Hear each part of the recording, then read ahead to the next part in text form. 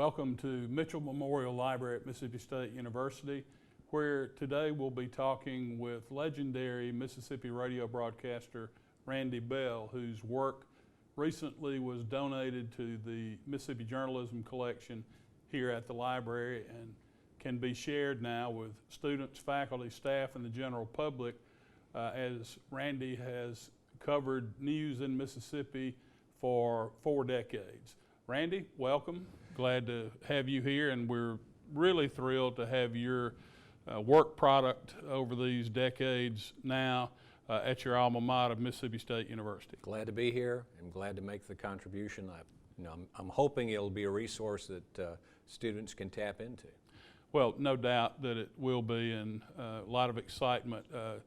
Students and some professors are already using the setup here at the library to share those digital assets. Let's talk a moment. We hope to use this interview so that visitors can get an idea of you and of your work. Let's start off talking about your background. You're originally from Alabama. Small town in Alabama, Vernon, not far from the state line, and I guess I wound up here at Mississippi State basically because my brother came over on a baseball scholarship about 8 years earlier, and we came to campus a lot. My parents were here, and I came, and it became a very comfortable place for me. And then it was a logical place to land, you know, when it came time to go to college. I think you mentioned your brother Don was all Southeastern Conference. Yes, while he was playing ball. He was a very good player, right? That's great. And so you come to Mississippi State. At the time, the university wasn't invested in a campus radio station, so how did you get your start? Well, I'd already been working in commercial radio prior to that. Started actually in 10th grade in high school, working at some of the local stations around where I grew up, and I was able to get a job at one of the commercial stations here in Starkville, even the summer before I started school in the fall. Worked for Joe Phillips at WSSO. And so I was getting some real world experience already, and then the college education just gave me more tools and made me more rounded and added some things that wouldn't have gotten otherwise. So it was a good pairing, the radio job in the real world and the college education. And then moving from those days at WSSO, give us a synopsis of your career. Well, I spent another year here in Starkville working at the local station after graduation, and then I decided it was time to move to maybe a larger market, and Jackson seemed the logical place to go. And applied at a station there, either as I'd been working as a disc jockey and doing some news on the side, and I applied as either DJ or news, and the station, it turned out, only had an opening for a news person. So it might have, my career might have taken a different turn, had that not been the case. And I've actually spent the last 45 years at that same company, although it's gone through 8 different ownership changes in that time. And terrestrial radio, traditional radio, faces a lot of challenges in today's market, primarily because of changes in technology and viewer habits. There's satellite radio, there are on-demand podcasts, all sorts of competition in the market that wasn't there when you were with Joe Phillips at WSSO. Well, back in the old days, radio was the first source of information. I mean, that's where you heard about things first. Generally, it was on the radio. It took TV a little time to get their people in place, and if they shot something, it was on film, and it took time to develop the film to actually get it on the air. So radio was the sort of the first source. And of course, nowadays people get information, instantaneously. So the challenge, I think, in radio is to make yourself relevant in light of all that information that's already out there. What can you add to the story? How can you build on the story? And in this, with a lot of the stuff that's out there is not accurate, as you know. A lot of the stuff that's on the internet. So There's still a role, I think, for radio and other media to play in being that filter of accurate information, and to make sure that your source, when people go to, they know they're getting accurate information, which they may or may not be getting from a lot of those other sources on the internet. You have, you talked about radio being where you heard things first. Over these 4 decades, you've covered every major news story in Mississippi. Tell us about some of the things that Randy Bell told Mississippians about first. Well, back in the old days, I remember there was a bizarre story where a local politician in Jackson had been, they thought he had been found dead in a burned car, and it turned out he wasn't dead, and he had faked his death because there was some criminal activity involved. The details escape me now, but I remember getting a call from a source who was telling me that this person that we all thought was dead was actually alive and in jail in Georgia. And I remember that story. That was one, you know, you had to really be careful on that one, make sure you had it right to bring somebody back from the dead. But that was kind of an interesting story. More recently, of course, Hurricane Katrina was a story unlike any other. It was so horrible, and it touched so many people. I had to make a decision. I'd covered a lot of hurricanes previously on the coast, gone down there. But a friend of mine who worked for the National Weather Service told me, you don't want to be down there this time because it's going to be too bad. And if I had gone down, I might have survived okay, but all the communications were cut off, so I'd practically been useless as a reporter. I couldn't have gotten the information back to my station. And there was, you know, quite a bit of damage across other parts of the state as well, including in the Jackson area that needed, you know, my reporting as well. So, but that was a very difficult time. It just seemed like that was a disaster that went on forever. You know, we just wondered when we were going to see the light at the end of the tunnel. In producing a powerful radio report, it's very much theater of the mind. You're dealing with people who are not going to get to see B-roll or any of those tools that broadcasters, television broadcasters use to help tell the story. And so you become, you know, producer, director, sound engineer, all of these jobs. What happened in your career to make you so darn good at it? Well, I don't know about that, Sid. I've always felt, you know, with the radio story, you write for the ear, as you say. You know, you don't have the visuals, and you use that sound, the natural sound. You know, the sound of a car driving off. The sound of a wind doing a story about a storm. You engage the listener with those sounds, and you bring them to the story. Like you say, it's theater of the mind. They start to visualize it as they're hearing the story, and that's something I've always put a high emphasis on, is trying to you know, get sound to go with the story to help tell that story. And then the writing is crucial too, because first of all, you don't have much time. Most, you know, most stories are going to be, you know, depending on the newscast that it's running in. You know, you may have 60 seconds for a story. You may have much less, and so you've got to be concise, to the point, yet clear, to make sure that, since you don't have the visuals to aid you, you don't have the graphics you can put up on the TV screen that, you know, have all the details. You've got to in those few words that you're given, you've got to be as clear as you can to get the story across. On the Mitchell Memorial Library website, there's already a finding tool that allows people to scroll through a menu of the digital assets of the Randy Bell news broadcast. And I listened to several this week, and I was fascinated by a visit you made to Ground Zero in New York City, the site of the 9/11 terror attacks.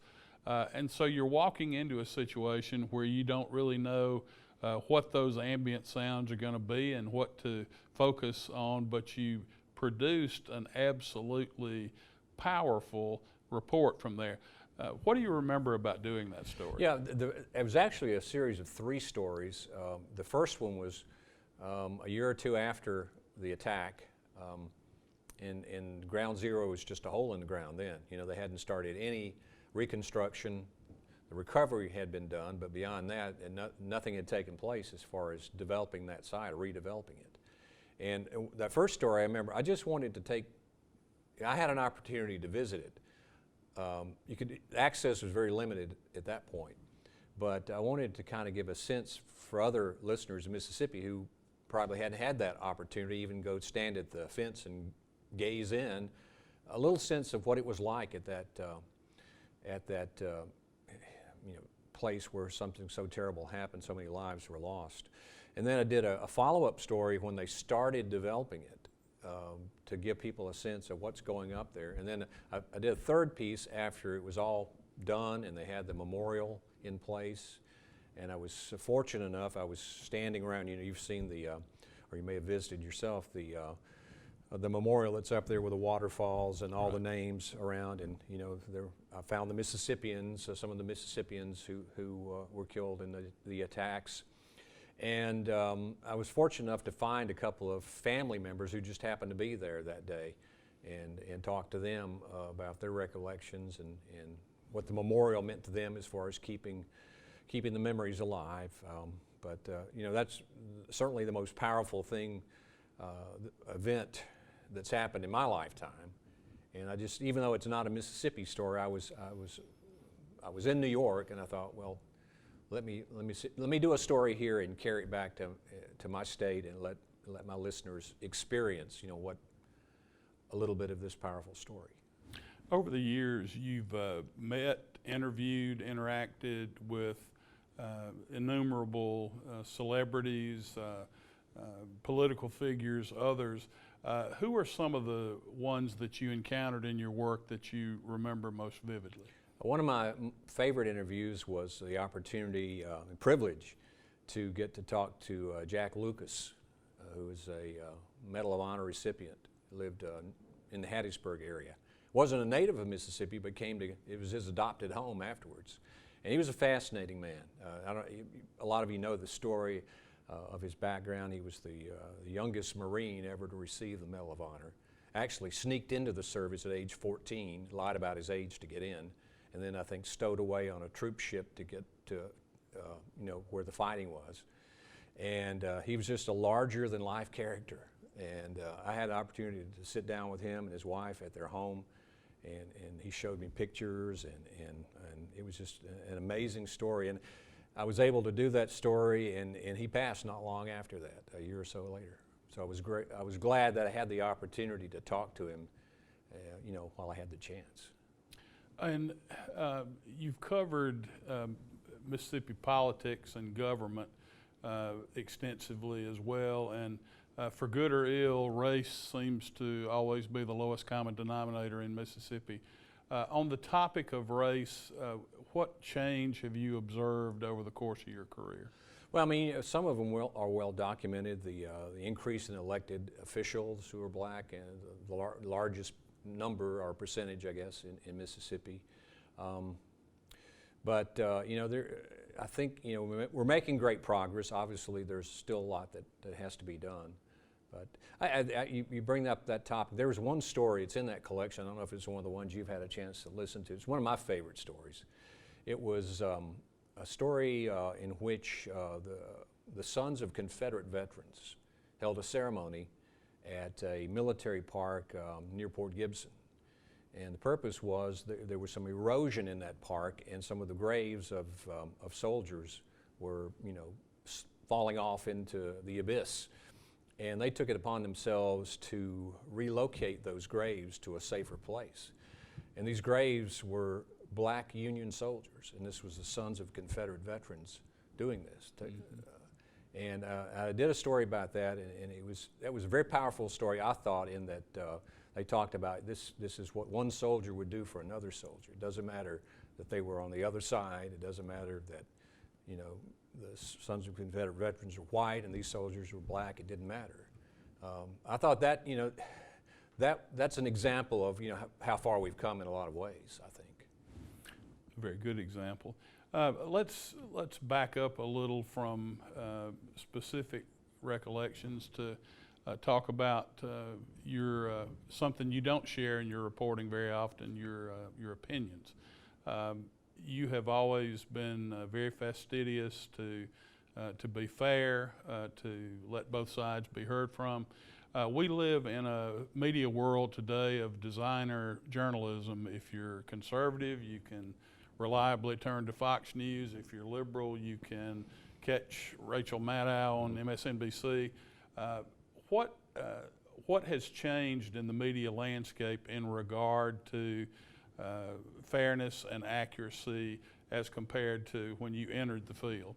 Well, back in the day, we all felt we were being fair and even-handed.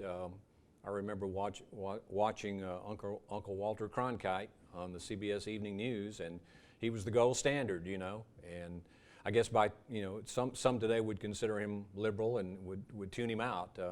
The attitudes have changed. You're right that people, you're either one or the other. There seems to be no middle ground anymore. And it's difficult because people are getting their news from the side that they trust the most, and that mistrust of the media is just permeated the whole landscape. So it's a difficult world we live in now as journalists, trying to be fair and convince the listeners and viewers and readers that we are, because they are of the mindset that we're all lumped together and everybody's a liberal, and it's in fact not the case. We're seeing market erosion in print newspapers, in terrestrial radio stations, in traditional local television stations. All of that erosion in market share leads to smaller news staffs, less comprehensive reporting. What do you think the long-term impact of the inability of traditional media to monetize their operations in the way that they did when we were young, what's that going to have on the public's, impact is that going to have on the public's right to know? Well, certainly the resources that we once had are gone. Most news operations do so with a bare bones staff. Radio staffs have been cut to next to nothing or nothing in a lot of places. Newspaper staffs, we see they've got only a tiny fraction of the news staffs they used to have. TV stations, you hardly ever see a photographer and a reporter on the same story. It's usually one person shooting both. Right. So the resources have been stripped, but at the same time, technology has allowed the media to do more things with fewer people, do more with less. And from a monetary point of view, that's great for them, but I wonder if the public is being served as well as it once was with those fewer assets that are made available. It's a tougher job. We have to work harder, but sometimes I wonder, if the public is being shortchanged. You are at an age and a stage of life where a lot of people would simply retire, but you still seem to have a great enthusiasm for your work. What makes you get up every day excited about what you're doing? Well, I've always said at this point I'll keep doing it as long as it's fun. And sometimes I leave the house for work at 2 in the morning. That part has never been a lot of fun, and as I get older, it's sometimes harder to drag myself out of bed that time of day. But there's still those stories that I live for, to be able to, provide some useful information to my listeners, interesting information. I love doing feature stories. I mean, certainly the bread and butter, the hard news stories for sure, but like I mentioned, the Jack Lucas story, to be able to do a story that you go in depth, at least in radio terms. What's in depth? Maybe 4 minutes. That's really a long story in radio terms. Right. But those kind of stories, that's part of what keeps me going. Those opportunities, those slices of life that you're able to bring alive and share with people that they might not otherwise know about. And before we conclude our visit, you've had a steady and engaged and involved partner in this journey, your wife, Pat. What has she meant to your career? Well, she's been by my side the whole time. We've been married 47 years, and even before we were married, I mean, she was when I was starting out in the career, she was kind of getting a feel of what it was like, what it was going to be like, to be married to a newsman. The early mornings, the late nights, missed birthdays, missed anniversaries, can't do what we were planning to do because some big story came up and I got to go. But she's gotten through it. I mean, it's been tough on her, but she's been a real partner for me this whole time. And I couldn't have done it without her. She's been the support that I've needed. Final question. You are a distinguished alumnus of Mississippi State University. What do you believe Mississippi State might have contributed to your career? A lot, I mean, as I said, I was working in commercial radio stations as I was in school, so I was getting the real life experience, but yet, that only goes so far. The rounding me out as an individual, opening my eyes to things, new experiences, all that was gained on campus. I don't think I would be the journalist that I became without that background. Some of it was actually broadcasting type courses, teaching me things I didn't know from the real world, and some of it was just the liberal arts type. Intro to this, intro to that. You get a little taste of everything, and so I think just taken as a whole, those 4 years here, added a lot to my development as a broadcast journalist, and I don't think I would have achieved nearly as much, had it not been for that education. Well, Randy, I'd be remiss if I didn't share with the people in our audience that Randy Bell is the first radio broadcast journalist whose work has been included in the Mississippi Journalism Collection here at Mississippi State, and it's certainly your status as an alum makes a little dent in that, but it's the quality of your work over the course of a very long career that makes it so valuable to us. And I want to congratulate you on behalf of the university. Thank you. And thank you for sharing this with us. These assets will be studied by our students and our faculty members long after you and I are playing shuffleboard. So it was a pleasure to talk with you today. Sid. Thank you very much.